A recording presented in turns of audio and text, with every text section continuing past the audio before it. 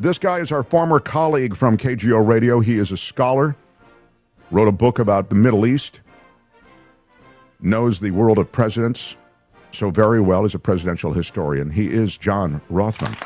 He has his own podcast. Before you interrogate me, I just want to remind everybody, KGO Channel 7 in San Francisco, like all of the ABC affiliates around the country, is under siege. I urge all of us to contribute to the Mark Thompson program. It is very important that this voice be maintained, and I am delighted to be a part of this program, and I really am very grateful to Mark for giving me the opportunity. Well, that's very sweet, John. Leonard Valdez is our newest member. Thank you, Leonard, member of the channel. We have the Shadow Cabinet, John. I don't know if you're aware of that. You can join at the Shadow Cabinet level, but you can also join at the Deep Stater level. When you're a Deep Stater of this channel, you get access to the pre-show meet. What do we do? It's a prep, I guess. Yeah, it's a pre-show prep on Wednesdays, and Rothman actually weighs in on that too. Yeah, and he doesn't pay me anything for it, ladies and gentlemen. I don't, and I get what I pay for. So, all right, here we go, John. I want to start with. I'll get to Israel. I'll get to Iran. I want to start with what happened yesterday in New York.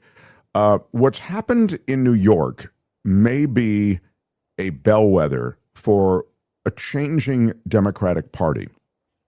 And in no small measure, and this is one of the reasons I wanted to talk to you, in no small measure, these candidates are embracing what is an adversarial stand, I should say, with AIPAC, with Israel, and more to the point, a kind of a championing of the Palestinian cause. It's a weird thing because you'd think that a lot of these candidates would focus on local things. But one of the things that has brought many of these candidates coherence is the fact that they have lined up with the Palestinians in objecting to the way Israel has conducted itself in the last few years. And how I may be so bold, objecting to the fact that Israel even exists. And that's the bottom line.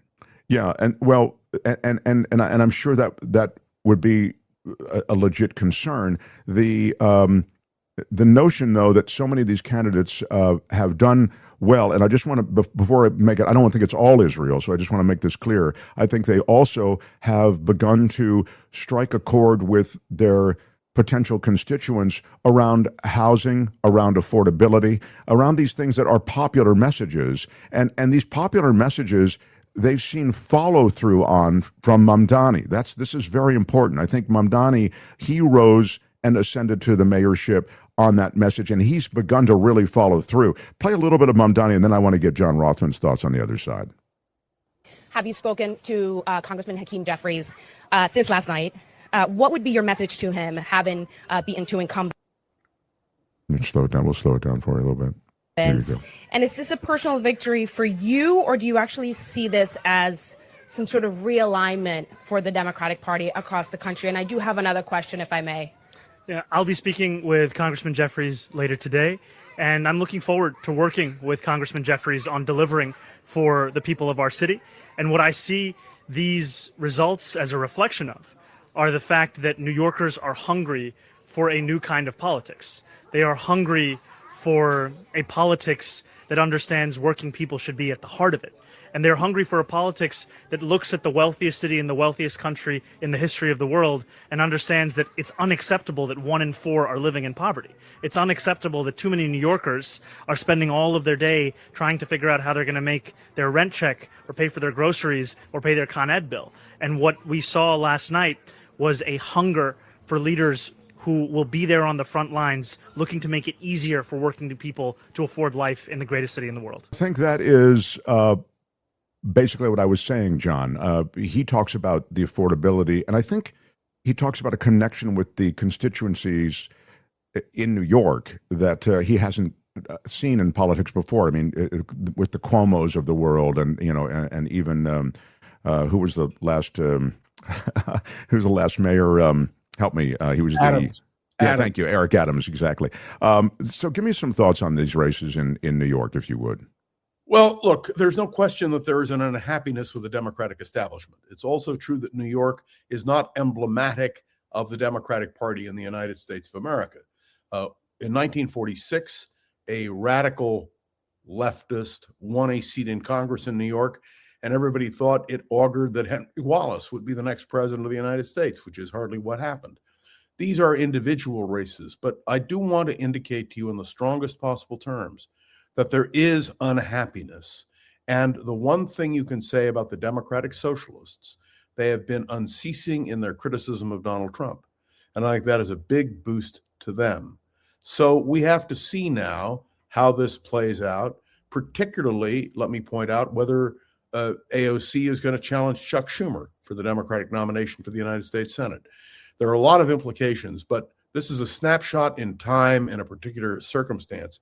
The defeat of Dan Goldman, who, as you know, has San Francisco roots, was disturbing to many because he really has been a centrist Democrat. So the question becomes... Well, just to jump in there, John, he's been, as you're aware, connected to Israel, and that really did hurt him, I think. I think that... Israel support, I think you're correct. He has been absolutely passionate, but let me point out, he has been highly critical of Netanyahu. And so what you have to separate here are criticisms of Netanyahu versus condemnation of Israel. And interestingly enough, the man who beat Goldman and who will be the next congressman from that district calls himself a liberal Zionist. And that to me is legitimate within the perspective of support for Israel. I never know really what that kind of thing, these labels mean. I hear Zionist used, and you have a better perspective on this, so that's why I ask you. I hear Zionist used in kind of a way to suggest a slur by what I mean? To condemn Israel or the Zionist movement. And then I hear, well, he's a liberal Zionist and he identifies that way and he wins. And maybe you'll have to explain to me. Yeah, let me just tell you, Danny Goldman's aunt, Susan Goldman Gelman, leads a project for Israel, which is also a left of center project. But I want to remind people that many, not all, but many of those who are critical of Israel want Israel destroyed. They believe Zionism is racism. They believe Zionists commit genocide. And I think you have This is a point that is made here. Luck Dragon's twin says it's not Israel, it's that he's connected to AIPAC. Can you explain the difference and why AIPAC has now taken on sort of a radioactivity in politics? It's been demonized. AIPAC is a pro-Israel PAC made up of Democrats and Republicans alike. If you were pro-Israel, and most American politicians have participated in AIPAC activities, this demonization is what represents a real threat. But I have to tell you again, I think the Democratic Party, in order to win a national election, will have to be more centrist than the New York Democratic Party. And you can see that from the Governor Hochul. You can see that from Chuck Schumer, who is the United States Senate leader. And the question will be whether or not the Democrats are willing to modify their positions. Will the moderate Democrats prevail or not? It's a very similar situation in the Republican Party, whether you have the triumph of the MAGA Donald Trump Republican Party, or whether there will be a resurgence of moderation in the Republican Party. La Makumeka asks, a question for John. What would it take to make Israel whole after the events of October 7th? Because we can't keep going on like this. There is no way to have a solution unless the Arab and Muslim world accept the right of Israel to exist. As long as Israel feels it's under attack, and as long as the world, and I regret to say this, after the Hamas attack, condemned Israel. It was the most convoluted thinking you can imagine. The Israelis were victims of a horrible attack. And I think that's the key. The Israelis have to feel secure enough to make concessions. What does it mean to be secure enough? It means not being under attack by Iran, not being threatened with a nuclear annihilation, not being threatened by Hezbollah in Lebanon or Islamic Jihad or Hamas. The Israelis are entitled to security. If you talk to my friends and many people I know who live in the north of Israel, they're under constant attack. Yeah, I mean, it's legitimate to suggest that Hezbollah is attacking northern Israel because it really does happen. But at some point, this buffer zone that is required, it has to be enough, you know. And it I won't think, work. Yeah. There is no way when you live in a world with missiles and with drones. Well, then, if it won't work, then where are you, John? You're in a state of constant war. I mean, it's correct. got to. Until there is a real recognition of Israel's permanence in the Middle East. And the demonization of Israel has to stop. But I'm only saying this because you will note something as we talk about Iran, that nowhere in the memorandum of understanding is there any mention of Israel. Well, Israel's not even a signatory to the memorandum. Play for John cut 3. This is the latest from Iran, and Israel is a key player in all of this. Cut 3, please. Yeah, hey guys, good morning. The head of the IAEA said today there will be inspections of Iranian nuclear facilities, marking a major milestone in the negotiations between the United States and Iran. He indicated that locating that highly enriched uranium remains a top priority. This has been signed, has been agreed. Paragraph 8 of this Memorandum of Understanding says explicitly that the nuclear activities that are going to be carried out with regards to the nuclear material facilities and will be supervised by the IAEA in all letters. While the timeline is unclear, this statement shows that while Iran says one thing publicly, there are clear agreements behind the scenes. President Trump was asked about the Iranian denial yesterday. They know they're wrong. They told us inside, and we have it down 100%. Inspections. And if they were right, I'd cancel the meetings right now. Mr. President, when will those inspectors actually be on the ground? At the appropriate time. At the appropriate time. There's no rush, but they'll be on the ground at the appropriate time. You understand that Iran. One second, John. Just again, because now to the Strait of Hormuz situation. Go ahead. Keep playing it if you would, Tony. Okay. Appropriate time. The president's remarks come as more vessels are passing through the Strait of Hormuz, with millions of barrels of crude oil exiting the Persian Gulf each day. The ceasefire on this regard appears to be making progress. Now, Secretary of State Marco Rubio is in the Middle East for meetings about the agreement and the path forward. He said this on Tuesday about Iran. If Iran makes a decision, if its leadership makes a decision that they want to be a country instead of a revolutionary movement that exports terror, they're going to have an opportunity to do incredible things in Iran. I'm not promising you that that's the choice they're going to make. I'm saying if that's the choice that they make, then there will be opportunity. On the issue of Lebanon, a fifth round of direct talks were held yesterday directly between the governments of Israel and Lebanon, aimed at normalizing ties between the two countries and disarming Hezbollah. Guys?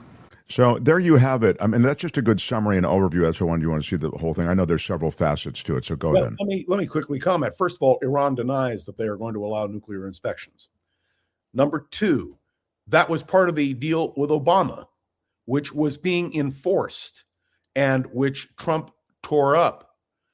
Number three, you can have all the talks with Lebanon and Israel because the Israelis and the Lebanese have been talking for years. There was even an agreement many years ago between Israel and Lebanon, which you must understand and our listeners must understand means nothing, because the war that Israel is waging is not a war against Lebanon. It's a war against Hezbollah. And Hezbollah says they will reject any agreements. The most important single thing you asked, the bottom line question, Mark, and I think properly so, what will it take to solve this problem? And that is the Israelis feeling secure in their own homes.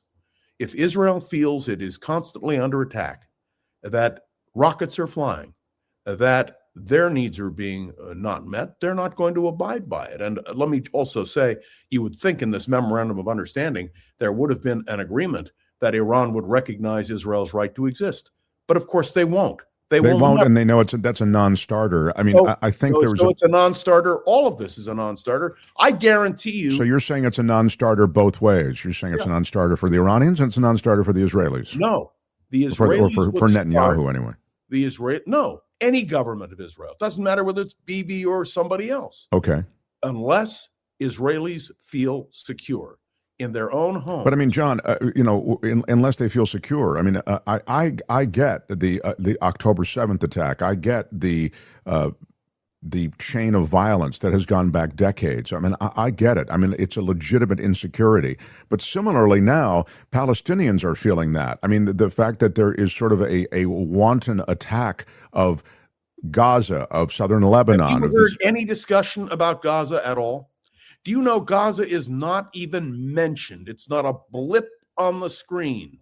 And that's a tragedy. Well, it's very much talked about and was a centerpiece of conversation in this country. And I guess what I'm getting at, to get back to just a few minutes ago, is there's a political price being paid by AIPAC and those who are mainstream Democrats. No, Mark, I'm going to tell you, the price that's being paid is because those who oppose Israel's right to exist.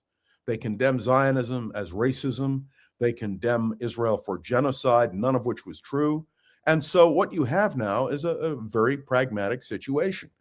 Israel will not be able to be secure until there is a recognition. Let me point out, Egypt, Jordan, the Gulf states have all now accepted Israel's right to exist. Israel didn't attack the Gulf states. Who did? Iran. And I can only tell you, if you're asking for a solution, a bottom line, my answer is that in order to get justice to the Palestinians, justice for Lebanon, and justice for Israel, there has to be a recognition of Israel's right to exist by the parties who are attacking her on a regular basis.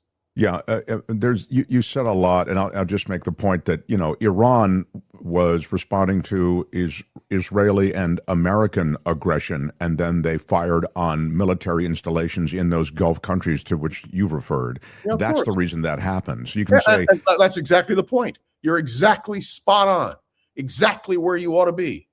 The reality is that Iran must not be able to take those kinds of actions. Well, I mean, there's been no degrading of their ability to do that. I mean, I think Iran won this war, and I think they won it fairly resoundingly. I mean, I'm not saying that they didn't take a couple of, blows that were substantial. I mean, I think quite the contrary. They took substantial blows. The American military decimated a lot of different areas and even some infrastructure, certainly military infrastructure, but a lot of it did survive. Absolutely. And they got the key strategic advantage, which looks like it's going to be the advantage moving forward, and that's control of the strait. And they are going to be able to toll the strait.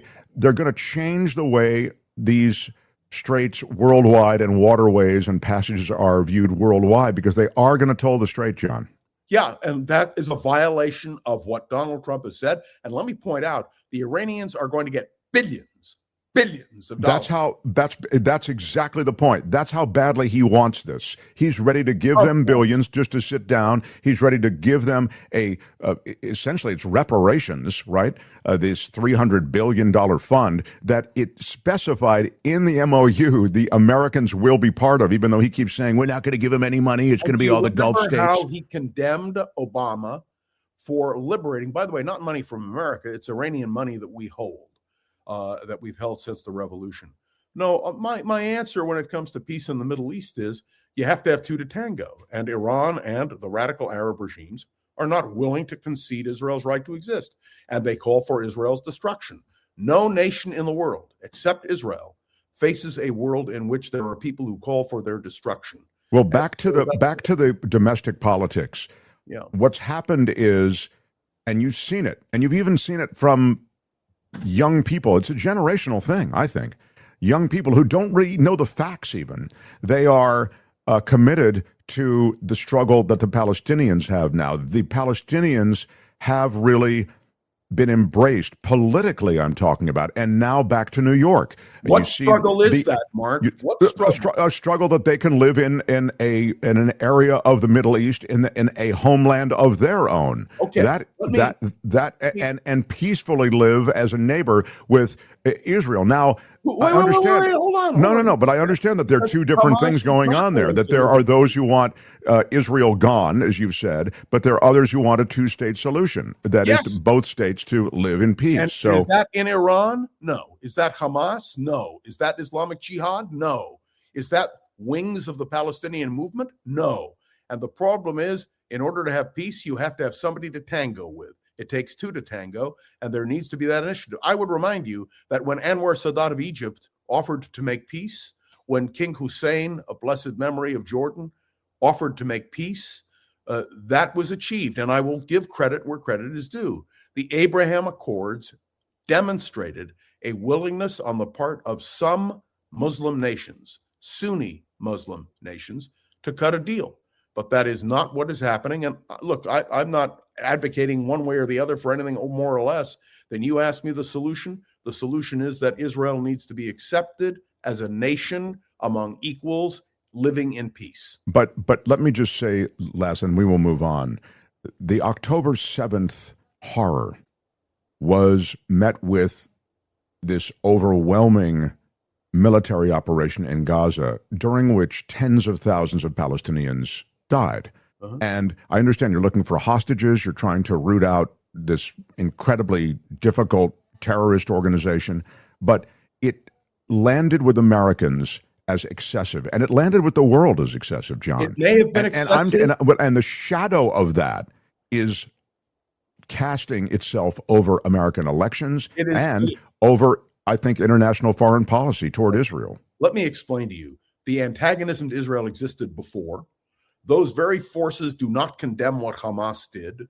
It was the worst attack on Jews. And by the way, not exclusive to what happened in Israel. Look what has happened in Europe and in the United States, the attacks on Jews here.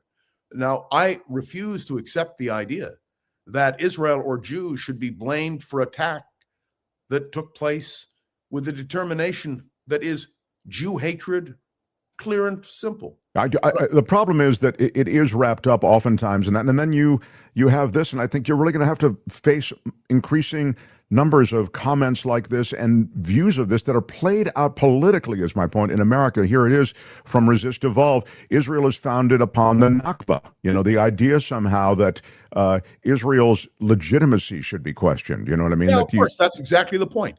Yeah. Israel's legitimacy, as long as it's questioned, no government of Israel, left, right, or center, will accept that, because it would jeopardize the entire existence of a state.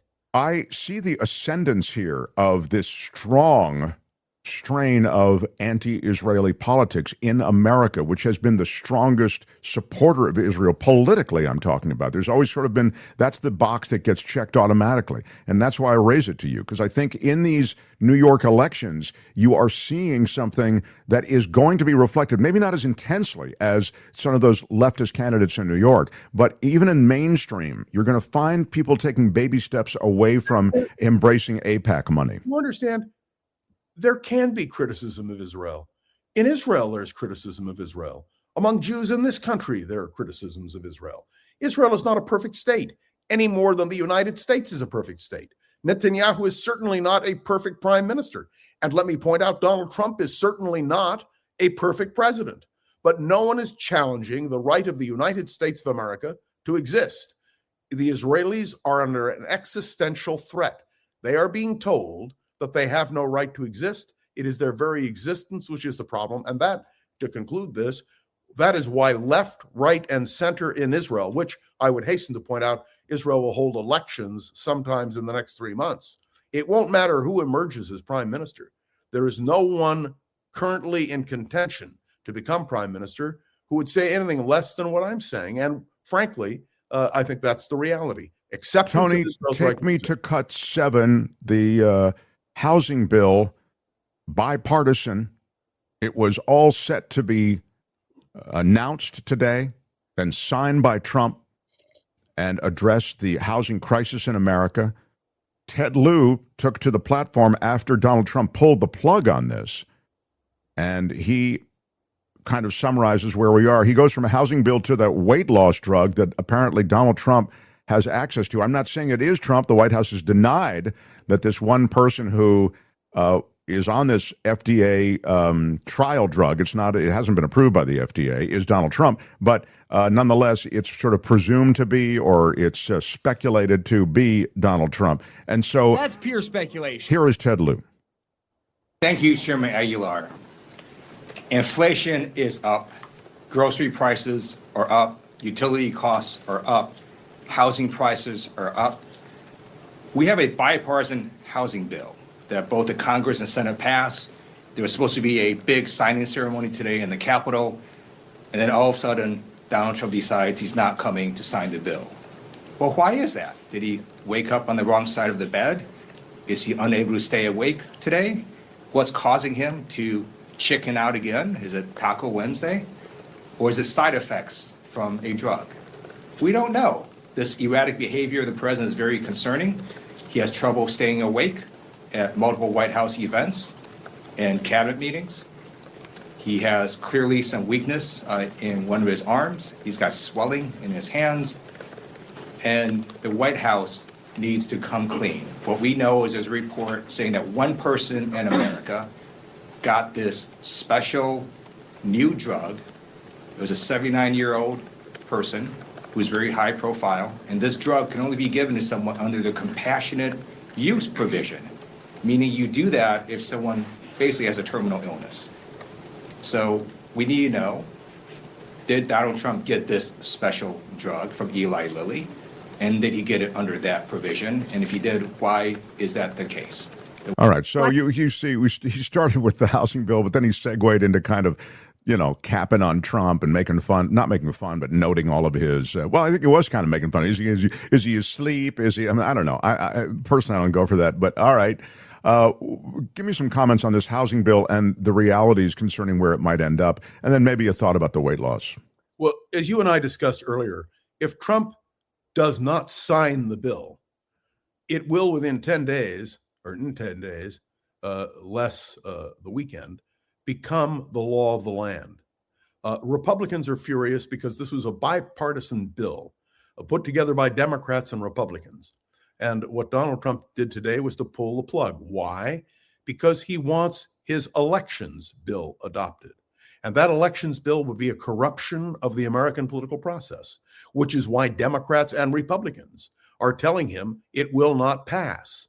So what you have is a president who is assaulting democracy without any question. Now, I just want to underscore what you said. If he doesn't veto the bill, it becomes law. So go ahead. Let me point out to you, this president is assaulting democracy. One of your listeners earlier indicated the fact that if Mitch McConnell should pass away, that Kentucky has now implemented a Republican-controlled legislature to have not the governor appointing. Why wouldn't the governor appoint, which is the standard process? Because the governor is Andy Beshear, who is a Democrat, and the Republicans can't afford to lose another seat in the United States Senate. This is a significant move. Normally, the governor gets to appoint a vacated correct. Senate seat, but you're saying now in Kentucky, they've ruled that will not be the case. If it were a Republican governor, there would have been no question, but it's a Democrat who is governor. And let me also indicate to you that this whole proof of citizenship that the president is demanding, which is absolute rubbish, is designed specifically to prevent people from voting. And here in California, we have the president of the United States who insists now that the reason that Hilton is in the race for governor in the runoff is because he made a phone call, which is absolute nonsense. But this is a man who knows. Here's the Trump on the whole Spencer Pratt. Spencer Pratt was running for the mayorship in Los Angeles. Yeah. And then Trump kind of, he basically dusted off his old, why don't they stop the count? Like, how is this possible that he can be ahead and then all of a sudden he can be behind? It's like, that's the way elections work, dude. The point that he made about Steve Hilton. And Steve Hilton, just for the record, who is the nominee of the Republican Party, he got in the top two, has repudiated Trump's accusation that there is election fraud in California. I mean, this is... Play me a little bit of Trump on Pratt. Here we go. Did they screw the kid, Pratt? Boy, he's leading, and all of a sudden he's lost. And it was sort of interesting. The election, you ever see an election where they're 2.5 weeks in? An election that takes weeks to count the votes? But after the evening, it looked like he was going to win or certainly be in the runoff. And then I started hearing rumors as the days went by, days and days went by, that Pratt is fading. He's fading. I said, they rigged the election. And then lo and behold, he didn't qualify, even though he was so far up in the third place person that it was almost impossible, and he didn't qualify. And then it started happening with the next candidate, Steve Hilton, who's running for governor. He was up in front, just about leading, no problem. And all of a sudden, about 4 or 5 days after, this is after the election's over, they said, Steve Hilton is starting to lose votes. I said, here we go again. And I called up the U.S. Attorney in California. They said, we're going to have a number in the next week. Next week. I called up the very powerful, very good U.S. Attorney in California, and I said, do me a favor. Take a look. They're trying to steal that election, too. I guess they called up. They said, this is the U.S. Attorney call. We have your great U.S. Attorney here today, by the way, and your assistant U.S. Attorney. They're doing great. David, thank you. All right, you get to the idea. This is absolute rubbish. It's nonsense. And Donald Trump is trying to subvert elections. That's his whole point on this housing bill. He wants his bill passed by the Senate and the House, and he doesn't have the votes. Well, his bill is that voting bill, and that bill stipulates The what? Save America Act. Yeah, and what does it stipulate? I mean, it's just... What does it stipulate that's so objectionable? You've got proof of citizenship, voter ID, the whole 9 yards. We have no fraud. Do you remember when Donald Trump in 2016 said he lost California because 3 million illegal immigrants came in and voted against him, and he appointed a commission to be chaired by the vice president, Mike Pence? The commission held one meeting and never met again because it was nonsense.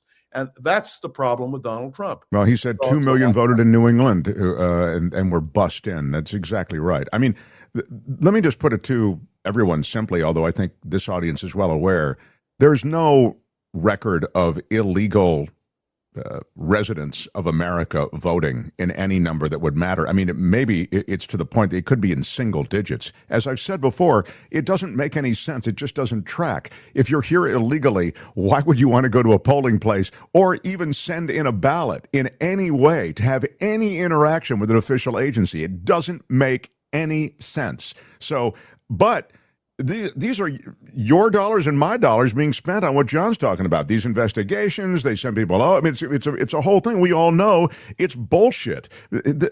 Trump is, it's an extraordinary monument to waste and corruption. Finally, let me get to the motorcade over the pool, John. The reflecting pool has been a bust, and it turns out Trump has said that there has been vandalism, that someone literally took a knife and cut a 350. 350 feet is a big, big amount, even if it's 200 feet. That's a big amount. Underwater. By the way, who did all the construction there on a no-bid contract was none other than one of Donald Trump's cronies. Well, that's right. Actually, we've got a picture of one of him, don't you? Tony's got a picture of John Kafori. This is him. That's one of Trump's pals who's done some stuff for him in Mar-a-Lago. There he is as he's at a party. I don't think he's right now working on the pool in that shot. But the no-bid contract was awarded to him. He'd done some work around Mar-a-Lago, I guess. Turns out never done this kind of thing before. But he'd also been awarded something else. Kim was telling me that he got another no-bid contract as well. I think to do... now I forget what it was. Kim, what was the... It was a $2.5 million no-bid contract to help clean up the water in the Tijuana River in between San Diego and Mexico. So this guy's picking up no-bid contracts, like people pick up small change on the street in New York City. Here is the president driving his motorcade over the pool after it's been painted and secured with this vinyl covering, which it's suggested by some might have compromised the covering to begin with. This is the presidential motorcade. And again, this is a guy in the presidential motorcade, the president, who's claimed that vandalism is the reason that this entire project has been turned on its side. There are no records, though, of these vandals. There's no video of these vandals. Now, there are some pretty strong busts being made around the pool, and we have a piece of video. I can't believe the amount of money and time that's spent. Run this. This is a woman who, and for those, I'm going to just narrate it because for those just listening on Spotify or an iHeartRadio, she's kneeling over and she's getting a little water out of the pool. Like she's getting a sample, and looks like she's taking a picture of it as well. And she is now approached by a plainclothesman. They have a bunch of these plainclothes cops, and this plainclothes cop is talking to her and saying probably, hey, you know what you're doing is illegal. You're not allowed to dip your hand in the pool, and you're not allowed to photograph the pool, or whatever he's saying. And now he's waving over cops, and now she's talking to these park policemen, and they're waving over other uniformed officers. And here they come. These are guys in National Guard garb. They have bulletproof vests. They have sidearms. Now there's 1, 2, 3, 4, 5 people talking to this woman who was just. She's saying, "Hey, I'm just photographing the pool." And they make her get down on the ground. They make her sit down. This is lunacy. This is insane. This is all around the reflecting pool. Okay. Then look at this. Count the number of people there. Go back to that shot. There were, I want to say, there were a dozen people. 1, 2, 3, 4, 5, 6, 7, 8, 9, 10, 11, and they're all in there again. This is kind of like what do you call that? Combat fatigues. It's just crazy, guys. We've lost our minds on this. This is all to stroke the ego and cover the ass of the Mad King. No, it's absurd. This is the most corrupt administration in history. The fact is, Donald Trump has no business being president of the United States. In a normal time, he would have been impeached and convicted by the Senate. And I believe that with all of my being. And all I can tell you is every day there is something else. And somebody asked me, do you suffer from Trump derangement syndrome? The answer is no. I'm a political analyst. I can see clearly. By the way, this isn't the first time I've seen this. When I worked for Richard Nixon, I saw that kind of corruption. I had no problem calling him out. And believe me, the shame of the Republican Party and of the Republican establishment, what exists of it, is that they haven't called Donald Trump out on all of this. Make-believe vandals scuba diving and cutting up reflecting pool with no videos of them, no one seeing them do it. It all conjured up in the inexorably cognitive declining brain of demented Don, says Crusher Joe. Well done. John, I have no more time for us, but I do enjoy us going around. Cutting me off again? Here is, hang on a second. This is a $10 super chat from CC Ryder. Big shout out. John, how do you respond to major media reporting that Bibi propped up Hamas? Quote, in August 2019, former Prime Minister Ehud Barak told Israeli army radio that Netanyahu's strategy to keep Hamas alive and kicking involved funding through the Qataris, I think is what is implied there. That's the story. Do you respond to that, CC Ryder's comment? Sure, not a problem. The Israelis helped create Hamas. They did so because they wanted humanitarian services delivered to Hamas, and the Palestinian Authority was incapable. Netanyahu, I believe, made a mistake. He thought that he could convince Hamas to play ball. But the ideology of Hamas is one of thorough rejection, not only of Israel's right to exist, but Jews' right to exist. Political leaders make mistakes, but nobody can blame Israel for Hamas. Nobody can blame Israel for what happened in October. Nobody can blame Israel for the fact that this was a pogrom, a murderous assault. And all I'm saying is all of that can be put aside if Hamas, Iran, Islamic Jihad, and the others agree to the fact that Israel exists. Then you can have peace. I mean, that's a big ask. I mean, they're dedicated to it. But the Hamas thing is real. I mean, basically the Israelis petitioned or asked the Qataris to throw Hamas more money, and it was really under the threat that Hamas was going to step up violence against Israel. They had threatened an aggressive, violent move, and Netanyahu petitioned the Qataris to help fund. Because I want to say it was $4 million, something like that. To you understand that everyone was trying to defuse Hamas. Yeah, One of to the reasons- appease them at that moment. That's exactly right. I know, but let me. But point out that's to you- in reference to the CC Ryder comment. I'm way late, John. I love you, but okay. I've got to go. All right. Around the I don't political mind. world. Wait before you go. What is that, Don't John? forget to support the Mark Thompson program. Oh, thank you. All right. Well, we have more time now for John. His podcast is Around the Political World with John Rothman. He is John Rothman. Bye-bye, John Rothman. If you like the show, please take a moment to rate, review, and subscribe. It really does help the show to grow. Thank you for listening.